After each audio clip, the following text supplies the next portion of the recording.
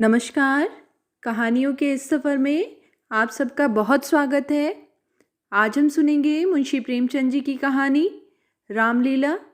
कहानी शुरू करने से पहले मेरा आप सबसे विनम्र निवेदन है, यदि मेरे द्वारा सुनाई गई कहानियाँ आप सबको पसंद आती हों तो कृपया मेरे चैनल को ज़रूर सब्सक्राइब करें और अपने मित्रों में भी साझा करें। तो चलिए शुरू करते हैं। इधर एक मुद्दत से रामलीला देखने नहीं गया। बंदरों के भद्दे चेहरे लगाए, आधी टांगों का पजामा और काले रंग का ऊंचा कुर्ता पहने आदमियों को दौड़ते हू हू करते देखकर अब हंसी आती है, मज़ा नहीं आता। काशी की लीला जगत विख्यात है, सुना है लोग दूर दूर से देखने आते हैं। मैं भी बड़े शौक से गया, पर मुझे तो वहाँ की लीला और किसी वज्र देहात की लीला में कोई अंतर न दिखाई दिया। हाँ, रामनगर की लीला में कुछ साज सामान अच्छे हैं। राक्षसों और बंदरों के चेहरे पीतल के हैं, गदाएं भी पीतल की हैं। कदाचित वनवासी भ्राताओं के मुकुट सच्चे काम के हैं, लेकिन साज सामान के सिवा वहाँ भी वही हू के सिवा और कुछ नहीं। फिर भी लाखों आदमियों की भीड़ लगी रहती है। लेकिन एक जमाना वह था जब मुझे भी रामलीला में आनंद आता था। आनंद तो बहुत हल्का शब्द है, वह आनंद उन्माद से कम न था। संयोगवश उन दिनों मेरे स्कूल से बहुत थोड़ी दूर पर रामलीला का मैदान था, और जिस घर में लीला पात्रों का रूप रंग भरा जाता था वह तो मेरे घर से बिल्कुल मिला हुआ था। 2 बजे दिन से पात्रों की सजावट होने लगती थी। मैं दोपहर ही से वहां जा बैठता और जिस उत्साह से दौड़ दौड़ कर छोटे मोटे काम करता, उस उत्साह से तो आज अपनी पेंशन लेने भी नहीं जाता। एक कोठरी में राजकुमारी का श्रृंगार होता था। उनकी देह में रामरज पीसकर पोती जाती, मुंह पर पाउडर लगाया जाता और पाउडर के ऊपर लाल हरे नीले रंग की बुंदकियां लगाई जाती। सारा माथा, भौहें, गाल, ठोड़ी बुंदकियों से रच उठती थी। एक ही आदमी इस काम में कुशल था। वही बारी बारी से तीनों पात्रों का श्रृंगार करता था। रंग की प्यालियों में पानी लाना, रामरज पीसना, पंखा झलना मेरा काम था। जब इन तैयारियों के बाद विमान निकलता तो उस पर रामचंद्र जी के पीछे बैठकर मुझे जो उल्लास, जो गौरव, जो रोमांच होता था, वह अब लाट साहब के दरबार में कुर्सी पर बैठकर भी नहीं होता। एक बार जब होम मेंबर साहब ने व्यवस्थापक सभा में मेरे लिए एक प्रस्ताव का अनुमोदन किया था, उस वक्त मुझे कुछ उसी तरह का उल्लास, गर्व और रोमांच हुआ था। हाँ, एक बार जब मेरा ज्येष्ठ पुत्र नायब तहसीलदारी में नामजद हुआ, तब भी ऐसी ही तरंगे मन में उठी थीं। पर इनमें और उस बाल विवलता में बड़ा अंतर है। तब ऐसा मालूम होता था कि मैं स्वर्ग में बैठा हूँ। निषाद नौकालीला का दिन था। मैं 2-4 लड़कों के बहकाने में आकर गुल्ली डंडा खेलने चला गया। आज श्रृंगार देखने न गया। विमान भी निकला, पर मैंने खेलना न छोड़ा। मुझे अपना दांव लेना था। अपना दांव छोड़ने के लिए उससे कहीं बढ़कर आत्मत्याग की जरूरत थी, जितना मैं कर सकता था। अगर दांव लेना होता तो मैं कब का भाग खड़ा होता, लेकिन पदाने में कुछ और ही बात होती है। खैर, दांव पूरा हुआ। अगर मैं चाहता तो धांधली करके 10-5 मिनट और पदा सकता था, इसकी काफ़ी गुंजाइश थी। लेकिन अब इसका मौका न था। मैं सीधे नाले की तरफ दौड़ा। विमान जलतट पर पहुंच गया था। मैंने दूर से देखा, मल्लाह किश्ती लिए आ रहा है। दौड़ा, लेकिन आदमियों की भीड़ में दौड़ना कठिन था। आखिर जब मैं भीड़ हटाता, प्राण पर से आगे बढ़ता घाट पर पहुंचा तो निषाद अपनी नौका खोल चुका था। रामचंद्र पर मेरी कितनी श्रद्धा थी। अपने पाठ की चिंता न करके उन्हें पढ़ा दिया करता था, जिससे वह फेल न हो जाए। मुझसे उम्र में ज्यादा होने पर भी वह नीची कक्षा में पढ़ते थे, लेकिन वही रामचंद्र नौका पर बैठे इस तरह मुंह फेरे चले जाते थे मानो मुझसे जान पहचान ही नहीं है। नकल में भी असल की कुछ न कुछ बू आ ही जाती है। भक्तों पर जिनकी निगाह सदा ही तीखी रही है, वह मुझे क्यों उबारते।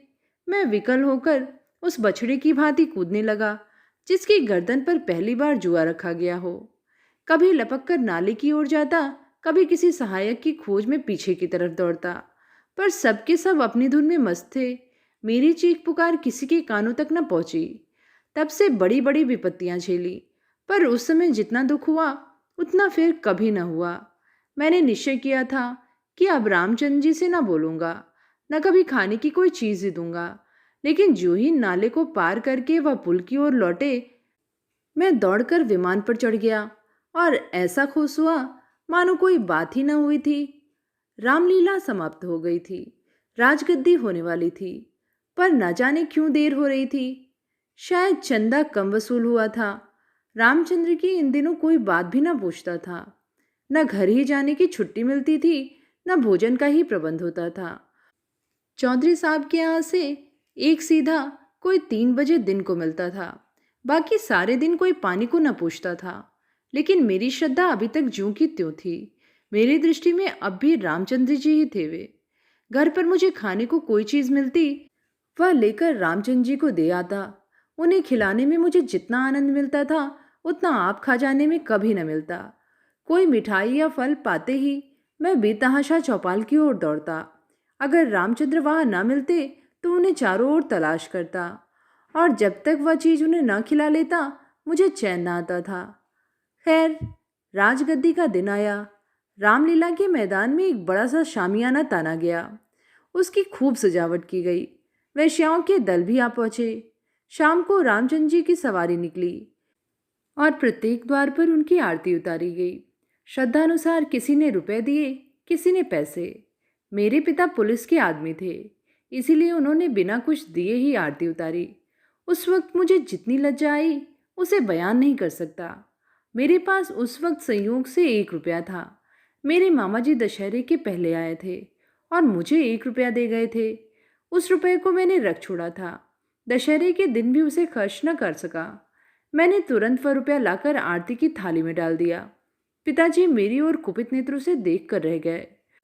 उन्होंने कुछ कहा तो नहीं, लेकिन मुंह ऐसा बना लिया जिससे प्रकट होता था कि मेरी इस धृष्टता से उनके रोब में बट्टा लग गया। रात के 10 बजते बजते यह परिक्रमा पूरी हुई। आरती की थाली रुपयों और पैसों से भरी हुई थी। ठीक तो नहीं कह सकता, मगर अब ऐसा अनुमान होता है कि 400-500 रुपये से कम न थे। चौधरी साहब इनसे कुछ ज़्यादा ही खर्च कर चुके थे। उन्हें इसकी बड़ी फिक्र हुई कि किसी तरह कम से कम 200 रुपये और वसूल जाए, और इसकी सबसे अच्छी तरकीब उन्हें यही मालूम हुई कि वेश्याओं द्वारा महफिल में वसूली हो। जब लोग आकर बैठ जाएं और महफिल का रंग जम जाए तो आबादी जान रसिक जनों की कलाइयाँ पकड़ पकड़ कर ऐसे हाव भाव दिखाएं कि लोग शर्माते शर्माते भी कुछ न कुछ दे ही मरे। आबादी जान और चौधरी साहब में सलाह होने लगी। मैं संयोग से उन दोनों प्राणियों की बातें सुन रहा था। चौधरी साहब ने समझा होगा यह लौंडा क्या मतलब समझेगा, पर यहाँ ईश्वर की दया से अक्ल के पुतले थे। सारी दास्तान समझ में आती जा रही थी। चौधरी, सुनो आबादी जान, यह तुम्हारी ज्यादती है। हमारा और तुम्हारा कोई पहला साबिका तो है नहीं। ईश्वर ने चाहा तो यहाँ हमेशा तुम्हारा आना जाना लगा रहेगा। अब की चंदा बहुत कमाया है, नहीं तो मैं तुमसे इतना इसरार न करता। आबादी, आप मुझसे भी जमींदारी चाले चलते हैं क्यों? मगर यहाँ हुजूर की दाल न गलेगी। वाह, रुपए तो मैं वसूल करूं और मूछों पर ताव आप दें। कमाई का अच्छा ढंग निकाला है। इस कमाई से तो वाकई आप थोड़े दिनों में राजा हो जाएंगे। उसके सामने जमींदारी झक मारेगी। बस कल ही से एक चकला खोल दीजिए, खुदा की कसम माला माल हो जाइएगा। चौधरी, तुम दिल लगी करती हो और यहाँ काफिया तंग हो रहा है। आबादी, तो आप भी तो मुझे से उस्तादी कर रहे हैं। यहाँ आप जैसे काइयों को रोज उंगली पर नचाती हूँ। चौधरी, आखिर तुम्हारी मंशा क्या है?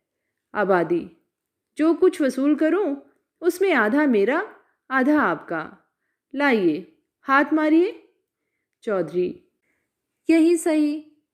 आबादी, अच्छा तो पहले मेरे 100 रुपये गिन दीजिए, पीछे से आप अलसेट करने लगेंगे। चौधरी, वाह, वह भी लोगी और यह भी। आबादी, अच्छा तो आप क्या समझते थे, अपनी उजरत छोड़ दूंगी? वाह रे आपकी समझ। खूब, क्यों न हो, दीवाना बकारे दरवेश होशियार। चौधरी, तो क्या तुमने दोहरी फीस लेने की ठानी है? आबादी: अगर आपको 100 दफे गरज हो तो, वरना मेरे 100 रुपए तो कहीं नहीं गए। मुझे क्या कुत्तों ने काटा है जो लोगों की जेब में हाथ डालती फिरो?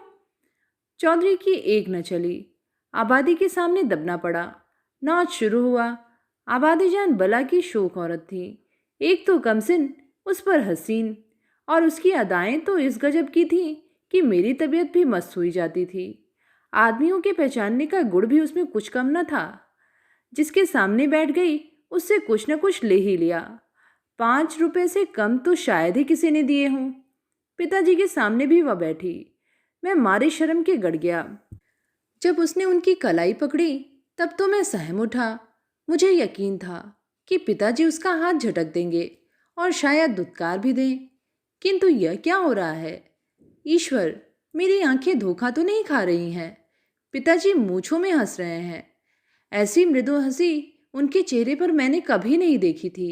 उनकी आंखों से अनुराग टपका पड़ता था। उनका एक एक रोम पुलकित हो रहा था। मगर ईश्वर ने मेरी लाज रख ली। वह देखो, उन्होंने धीरे से आबादी के कोमल हाथों से अपनी कलाई छुड़ा ली। अरे, यह फिर क्या हुआ? आबादी तो उनके गले में बाहें डाले देती है। अब पिताजी उसे जरूर पीटेंगे। चुड़ैल को जरा भी शर्म नहीं। एक महाशय ने मुस्कुराकर कहा, यहां तुम्हारी दाल न गलेगी आबादी जान, और दरवाजा देखो। बात तो इन महाशय ने मेरे मन की कही, और बहुत ही उचित कही, लेकिन न जाने क्यों पिताजी ने उसकी ओर कुपित नेत्रों से देखा और मूछों पर ताव दिया। मुंह से तो वह कुछ न बोले, पर उनके मुख की आकृति चिल्लाकर सरोज शब्दों में कह रही थी, तू बनिया मुझे समझाता है। यहाँ ऐसे अवसर पर जान तक निसार करने को तैयार हैं। रुपए की हकीकत ही क्या। तेरा जी चाहे आजमा ले। तुझसे दूनी रकम न दे डालूं तो मुंह न दिखाऊं। महान आश्चर्य, घोर अनर्थ। अरे, जमीन तो फट क्यों नहीं जाती? आकाश तो फट क्यों नहीं जाता? अरे, मुझे मौत क्यों नहीं आ जाती? पिताजी जेब में हाथ डाल रहे हैं। वह कोई चीज निकाली और सेठ जी को दिखाकर आबादीजान को दे डाली। आह, यह तो अशर्फी है। चारों ओर तालियां बजने लगी।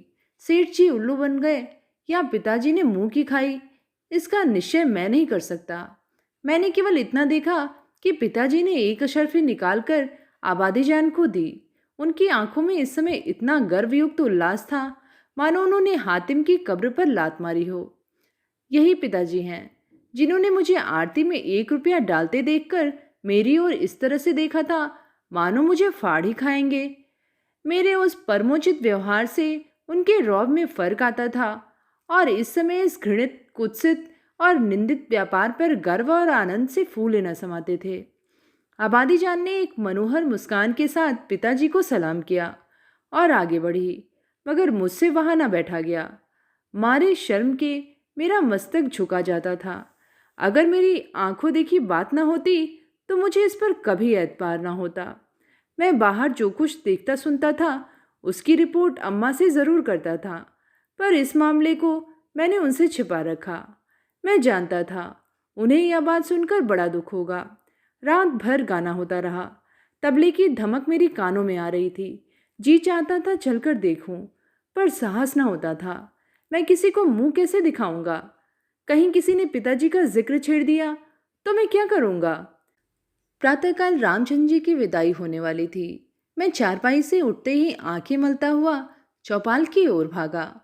डर रहा था कहीं रामचंद्र चले न गए हों। पहुंचा तो देखा तवायफों की सवारी जाने को तैयार है। 20 आदमी हसरतनाक मुंह बनाए उन्हें घेरे खड़े हैं। मैंने उनकी ओर आंख तक न उठाई, सीधा रामचंद्र के पास पहुंचा। लक्ष्मण और सीता बैठे रो रहे थे और रामचंद्र खड़े कांधों पर लुटिया डोर डाले उन्हें समझा रहे थे। मेरे सिवा वहां और कोई न था। मैंने कुंठित स्वर से रामचंद्र से पूछा, क्या तुम्हारी विदाई हो गई? रामचंद्र, हाँ, हो तो गई। हमारी विदाई ही क्या, चौधरी साहब ने कह दिया, जाओ, चले जाते हैं। क्या रुपया और कपड़े नहीं मिले? अभी नहीं मिले। चौधरी साहब कहते हैं इस वक्त बचत में रुपए नहीं हैं, फिर आकर ले जाना। कुछ नहीं मिला? एक पैसा भी नहीं। कहते हैं कुछ बचत नहीं हुई।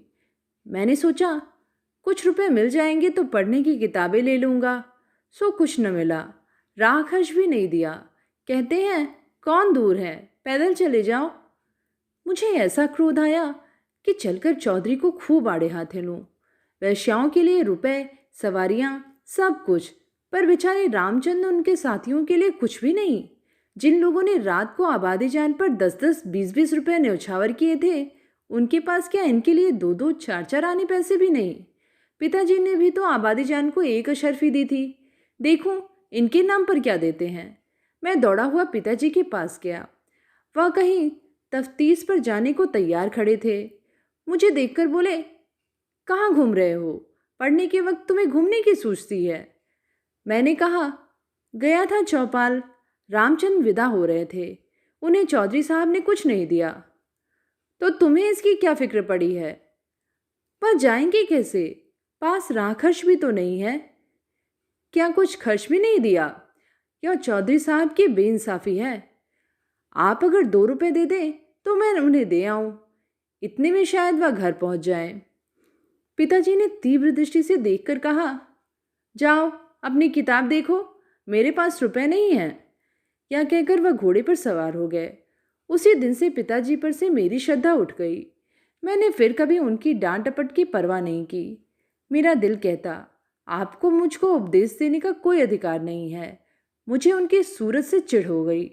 वह जो कहते मैं ठीक उसका उल्टा करता। यद्यपि इसमें मेरी हानि हुई, लेकिन मेरा अंतःकरण उस समय विप्लवकारी विचारों से भरा हुआ था। मेरे पास 2 आने पैसे पड़े हुए थे।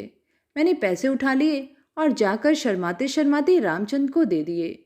उन पैसों को देखकर रामचंद्र को जितना हर्ष हुआ, वह मेरे लिए आशातीत था। टूट पड़े, मानो प्यासे को पानी मिल गया। यही 2 आने पैसे लेकर तीनों मूर्तियां विदा हुईं।